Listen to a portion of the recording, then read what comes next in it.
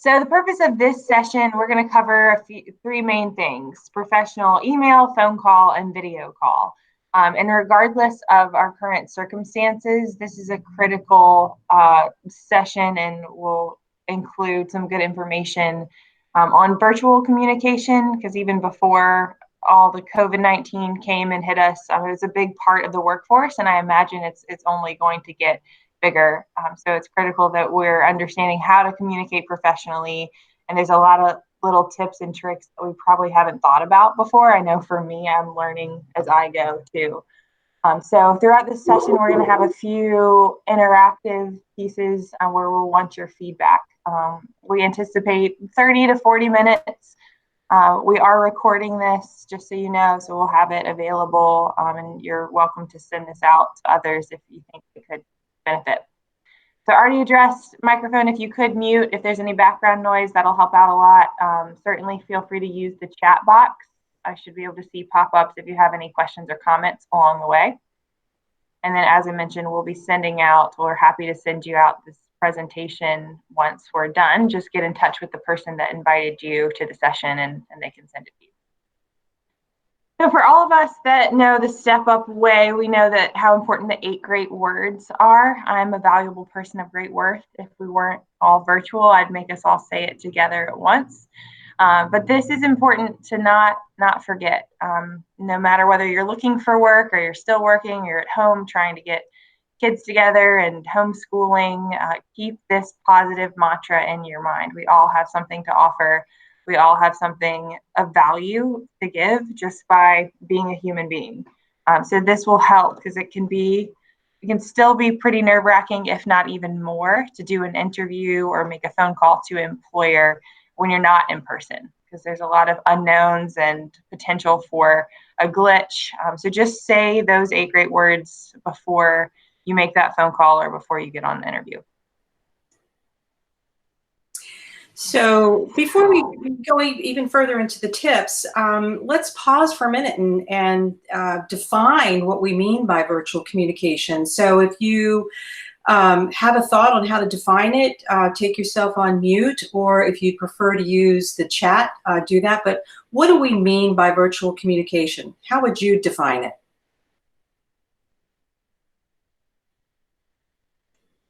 Any thoughts?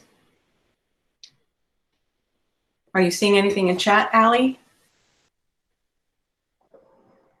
Nothing in chat yet. All right. Well, we'll just we got one: communication between individuals via webcam. Okay. So that's one, to be sure. So, and webcam is a technology. So an easy way to define virtual communication is to communicate with others using some kind of a technology. Very, very simple. And that could be the phone, it's the webcam, it's the emails through the internet, et cetera. And this whole concept that technology in general has really changed our lives. So think about this, that it used to be that if somebody said to, hey, Mom, I'm going to go out and play football, this is what they meant. They physically were going to go out and play football. And today, technology has changed that meaning to perhaps be, I'm going to play a game, a video game of football. Think about technology over time. Way back when we had no technology except a pen and ink, we might have been sending and communicating with others through letters and writing using pen and paper. That then moves over to perhaps the telegram. That's the introduction of new technologies. Today we see that email is prevalent, and now even texting. So this communicating with others has really changed a lot over time because of the technology. But let me ask you this. What technologies do you use to communicate with people? And in particular, who do you communicate with using a variety of technologies? Again, you can take yourself off mute, or if you want to use the chat. What technologies do you use to communicate with people?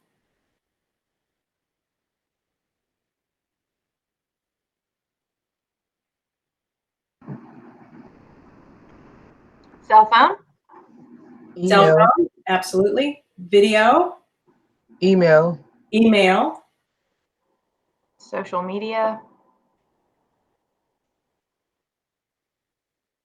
Great. So we've got pretty much people are hitting on the things that we'll be covering today. So the various forms of communication using technology, which puts us into this kind of virtual, non-physically present space, our emails, our phones, video, texting, and the whole host of social media platforms that are available to us today. There are pluses to having technology available for us to communicate with, and there are a lot of minuses to that, or things that can cause us some problems. And what we're going to do is to cover some of the basic tips to be successful in each of these forums. But before we do, there's a basic common thing to think about before going into any of these, and I'll turn it back over to Allie to kind of share that with you. So if you think about the first time you met one of your closest friends, you probably knew right away that you were going to make a bond, or you didn't click at all. But typically it takes about 3 to 10 seconds for us to make a judgment, good or bad, over something or someone. So same goes for when you're making that first phone call or email. You can never get back a new first impression. So just keep that in mind. Not that it has to be absolutely perfect, but anytime you're communicating with an employer for the first time, that's your chance at a first impression. So a few tips. Of course, be on time.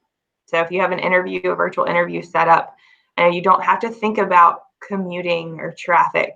You think, okay, if my interview's at 10, I'm just going to log in at 9:59. I'd recommend trying to get set up at least 10 minutes ahead of time. Make sure you know the phone number. Be clear on whether or not you're the one making the phone call or if you're the one on the receiving end. Everybody does it differently. Using good posture, smiling, dressing appropriately, all the things that you would do in person, keep that in mind. You can tell if someone is just like laying on the couch versus standing up and having a little bit more positivity, more energy. So use the 8 great words. Be confident. We know that you're going to be nervous. I know for me presenting, I'm always a little bit nervous, but I think it works in your favor to show, okay, you can even say it, disclaimer, I'm a little bit nervous. I've never done this before. I'm still new to this. So just bear with me. And I think typically a recruiter or an employer is going to respond positively to that.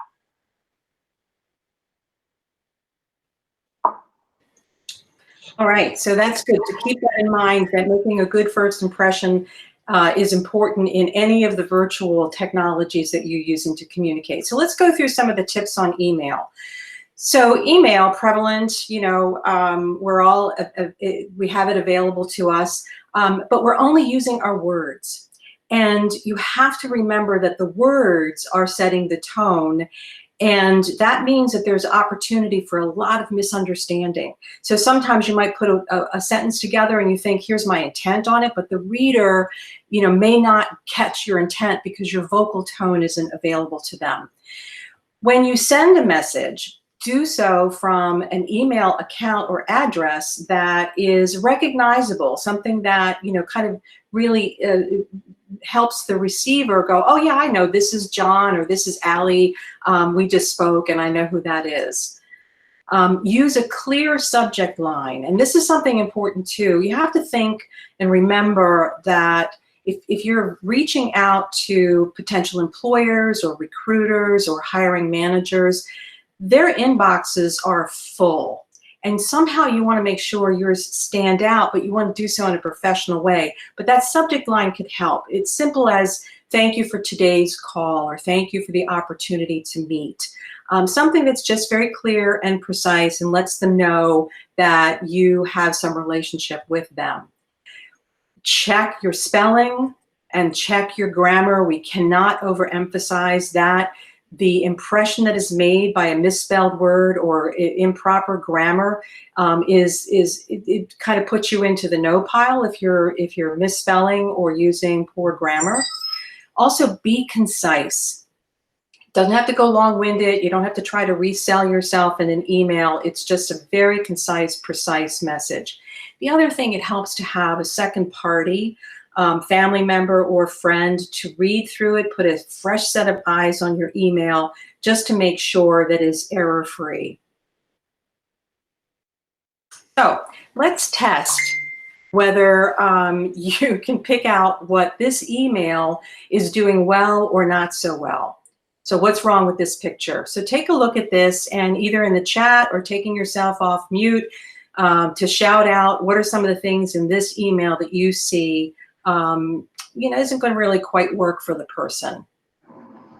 Very cool meeting. Very cool meeting, right? The email address itself, the all that jazz at Hotmail. Right. I personally happen to like that, but I don't think a recruiter or a hiring manager will. Anything else that you see? The text or the body of the email, it's different font sizes. Oh, very nice. Good catch. I'll call y'all next Tuesday. Okay, and why do you say that? The grammar. Great, there you go. Okay, so you guys are great, right on top of it. So very cool meeting, not going to work. It's too informal. All that jazz it kind of lacks professionalism. Could be fun with friends. The fact that this message calls out Allie by Allie, you might want to say Ms. Thornton as opposed to calling her by her first name, unless of course she's already given you permission to refer to her by her first name. I couldn't be more happier. That is grammatically incorrect. You're either more happy or you're happier, but you're not both of those things. I know that I am the best one to do the job and you'd be really cool to work with. Again, this is kind of a poor choice of words and maybe just a little too informal. And then I think as we caught the slang, ya, I call ya. Now there's one thing that in here that is a missed opportunity that we often overlook, and that is putting some kind of signature line in there with my contact details. It might just make it easier for your receiver to say, how do I get back in touch with this individual? So a better email might look at, thank you for your time today. A more professional from hlightHadley@gmail.com. I guess I recognize who that is. Dear Ms. Thornton, and then I'm grateful for the chance to meet with you today. I now have a better understanding of the job, the company, and your team, and I couldn't be more excited for the chance to contribute to its success. If there's anything further that I can do to support my qualifications and readiness to be on your team, please don't hesitate to contact me. Very respectfully, Helena, and then the contact information. This is a great template. You're encouraged to steal shamelessly from, say, templates that you find out there that would work for you. Allie? So the next thing to think about is preparing for a phone call. A couple things to do before the call. During the call, we've already mentioned tone of voice, posture, tone, and leaving a voicemail. So preparing that. So thinking through, what am I going to do if the employer does not answer? So a few things to do before the call in terms of your plan. Just making sure, I mentioned this before, if it's an interview, is the employer calling you or are you calling the employer? That's typically indicated in an email, or if they'd called you before, make sure you're taking notes on that.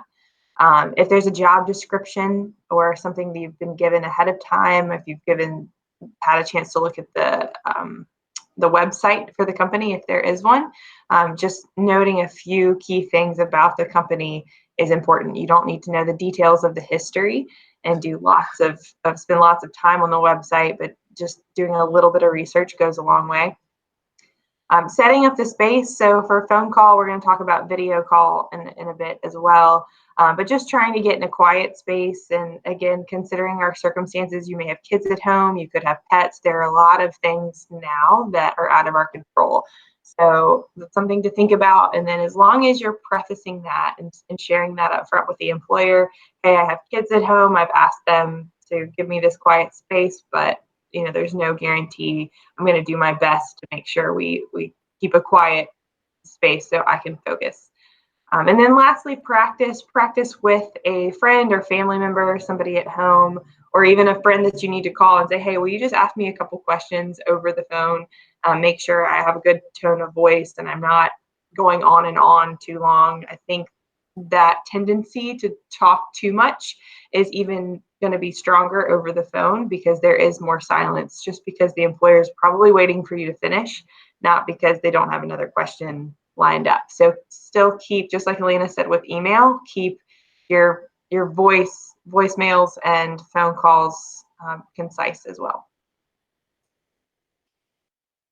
So Allie, I think that to kind of summarize all that you said, do we want to go through this or just show everybody? Yeah, that this is just a little bit more detail. This is in writing. A tip here, the final tip is remember to say thank you and get the interviewer's contact information at the end. It's so easy to forget that. And we always recommend at Step Up sending a thank you email or even a handwritten note immediately after the phone call or the interview, just to say, really appreciate your time, just as Helena demonstrated. All right, we're going to do a live phone call example. So to set this up, we're saying that I'm going to be calling you Allie, is that correct? And I am a recruiter from Target, and we are hiring for cashiers. Mm-hmm. Okay, here we go. All right, here we go. All right, ring, ring, ring, ring. Hello, this is Allie. Allie, this is Allie Thornton. Yes. Good morning. This is Helena Light Hadley. I'm calling from Target about the cashier position. How are you? Hey, Johnny, stop. Stop. I told you I'm sorry. I got these kids at home and they don't So respect. is this a good time, or should we just try a different No, time? no. We're good. It just, we should be good after this. We're good. I'm sorry. What'd you say your name was? Helena Light. Helena. Target. That's right. Yeah, we're good. How are you doing? I'm doing well today. It's good to meet you by phone. I just wanted to get a little more information before we make a decision on who to bring in person to interview in person for the role. So if you just have a minute, I just have a couple of questions to ask you. Okay. Yeah, this is good. Okay. So I think we'll stop there because that's enough information for us maybe to ask the participants on how that phone call went just in the introduction. What do you guys think? You think that this recruiter is going to ask Allie to come in for an interview?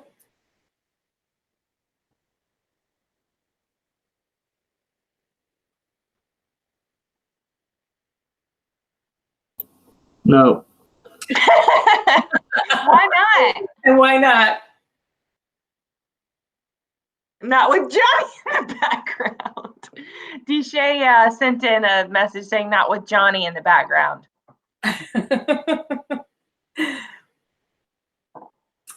Right. So there, it sounded like, I mean, just to get started a little bit, that she was caught off guard, and there was a lot going on in the background. So that's one thing. And what could she have done differently? Went to the car or went to a quiet room. That's right. Very good. That's a great idea. Yeah. Going to the car. It also is okay for the Allie to have said, if you'll just excuse me one moment, I would like to make sure I go into a quiet place where I can devote my attention to this call. But do it in a calm and kind of professional manner. Helena, how was my tone of voice? Oh, I mean, I could hear you well, but you were very informal. Yeah. Hold on a second. Okay. No, this is really a good time. That's just so very informal. I would have, preferred maybe this is a good time. Let me just make sure I get myself settled. My children happen to be here because we're, staying at home. But just to calm down a little bit more and smooth out that tone so you sound more confident and more professional. Any other thoughts that you're seeing in the chat maybe? Not yet.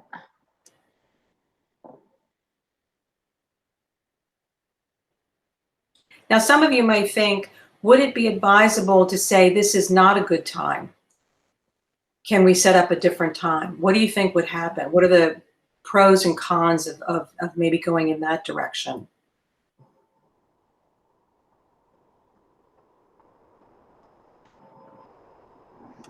Given in the times that we're in today, like we're at home, Yes, right. So, yeah. I would think if the individual who set up the interview has a family at home, there would be a lot more understanding to reschedule. Okay, so there is a pro there. Somebody who's making that call would and has a family themselves would certainly understand.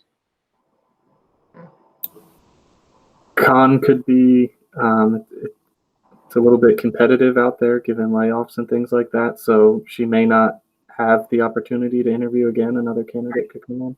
Right. So there's a risk associated with this. So I guess the key thing is if this recruiter was calling out of the blue, you'd hope that she would have some, empathy, if you will, or sympathy to the conditions of calling out of the blue and calling at a time when family is around the potential candidate. Now, if, however, it was a scheduled call, then that's a whole different thing. You just really want to make sure that, 5 to 15 minutes before that call, you've got your house in order and you're in a private place where you can take the call. So just think it through. But if somebody's calling out of the clear blue, you might have a little more leeway to say, hey, I would love to have this call and I want to be totally attentive to it. It just happens that it's not the best time, and then go from there. And again, don't take it personally if it doesn't go well. It's just the circumstances surrounding that kind of situation. All right. So now the other thing that might happen is you might be asked to return a call or call a recruiter or a hiring manager. And instead of getting the person live on the other end, you will find yourself going into a voice message or a voicemail. So the key thing here is always have a script so you're not caught off guard. And make sure that script in the message is no more than 20 seconds, that you clearly introduce yourself, why you're calling. If there's anything that you may need or you're asking the caller for, be clear on what that is.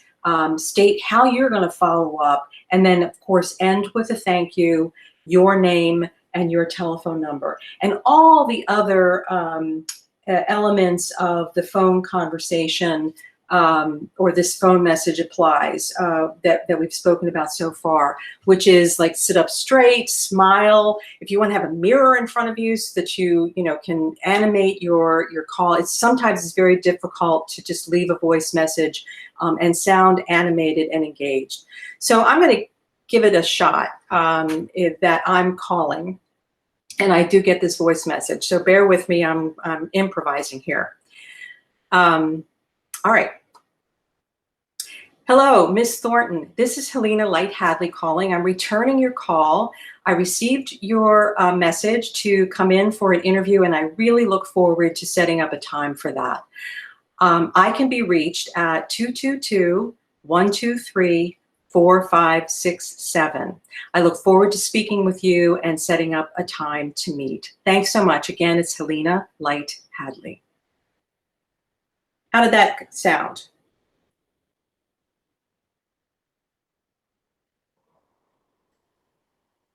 Would you call me back? Yes, I would, and I know how. So I thought it was great. Sounded like you were prepared. All right. So again, have a script ready and time it, and the only thing that's going for you here is your voice. So you want to be clear and expressive and precise. All right. So Allie. So the last thing we're going to cover is webcam or video calls. And this is not just for interviewing, but some of us, like myself, like the Step Up team, we are relying on video calls these days. So you never know, and it doesn't matter what industry you're in, you should always be prepared for this. So what you do want to create as personal of a connection as possible. Thinking about your online presence, your equipment, and your environment. So those are the main things we want to think about. In terms of your online presence, that's really just what you look like. That's simple.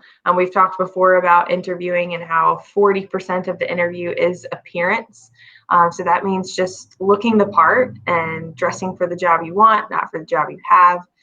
So dress up, at least from the waist up, from what the other person on the other end of the camera can see. Make sure your lighting is good. That's something that can be tricky.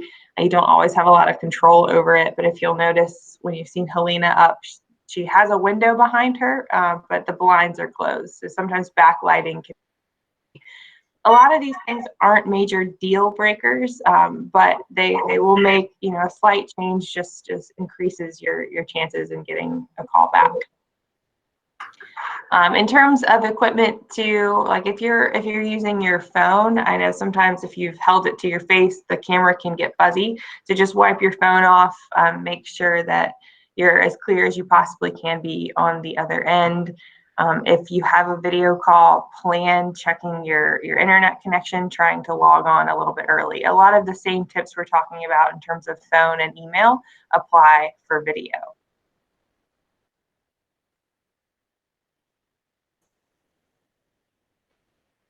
So we're moving on to the next one here. Yes. Okay, so we did talk about social media. We're getting into, now there's texting and, well, not social media, but the texting aspect. We found this cartoon and thought this was funny. I'm not used to communicating face-to-face. Can we conduct this interview via text? And I don't know about you, but texting is becoming the primary way I'm communicating with my kids, my adult children. And I think it's because they don't want to be hanging out on the phone with me for a very long time, and the texting is quick and easy. Although we now are doing our own, family video reunions, which is a lot of fun. But when you're thinking, or when you're in the job search mode, the main thing we can say about texting is just avoid it. It is not really the best way to communicate, have a conversation with anybody, because it's such a shorthand technique.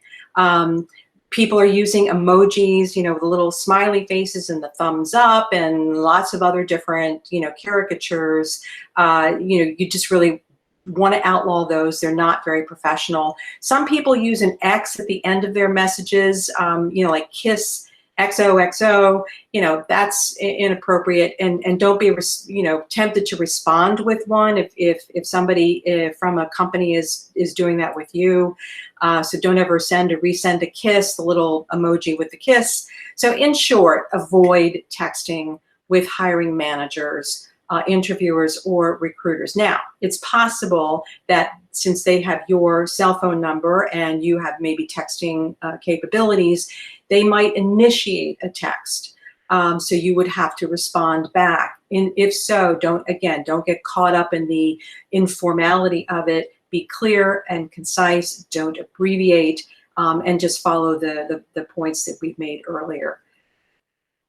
Now, with social media, many of us have a variety of social media presence in Facebook, Instagram, Twitter, and then there, of course, is the more professional social media, which is LinkedIn. Now, we would say if you don't have a LinkedIn presence, it's a good idea to have one, because recruiters and hiring managers will go there and see what is your background all about? What are you engaged with in terms of conversations? What industries are you following or interested in? And it really gives them a sense of your professional presence. But on the other hand, when you're looking at Facebook, Twitter, Instagram, make sure that, go through it with a very discerning eye. because you want to make sure that your public persona is clean, it's free of anything that could be misunderstood, there's no profanities, the kind of sarcastic jokes may not be understood. And one of the things that you can do is not to eliminate your social media presence, but to go in and set your privacy settings to make sure that those who may be looking at you that are not friends or friends of friends are restricted from seeing the things that you don't want them to see. So just really pay attention to that. The thing we discover with hiring managers, recruiters, is they actually will look at your Facebook accounts because they want to validate you're a true person, you're real, and that's good. But also they might want to see if there's something more about your background that you may not be present with in an interview. When you're in social media, use your real name. Again, it's kind of like that email, all that jazz at hotmail.com. You really want to use your real name. And use a consistent and professional looking photo of yourself, whether it's Facebook, Twitter, Instagram, or and especially LinkedIn. And like I said, every job seeker should consider a LinkedIn account. The key thing here in social media, you are your own manager of your reputation in this space. And that's how you want to look at it. I am my brand manager of my social media presence. So that's a wrap. Just thinking through email, voicemails, your social media. We just touched on the surface of all of these, but feel free to, you can pop a question in now, or if you want to get into a little bit more of nuanced situations. Of course, if you are a graduate of Step Up, if you're involved in any way with Step Up, we encourage you to reach out to your employment counselor, as we're all more than willing to take a look at an email or practice a voicemail or of course an interview with you at any time. So don't hesitate to ask a question about that. It's helpful. I know I do it a lot. If I'm going to send out a resume or an email to an employer, I need somebody else to look at it before I send it out. So that's what we're here for.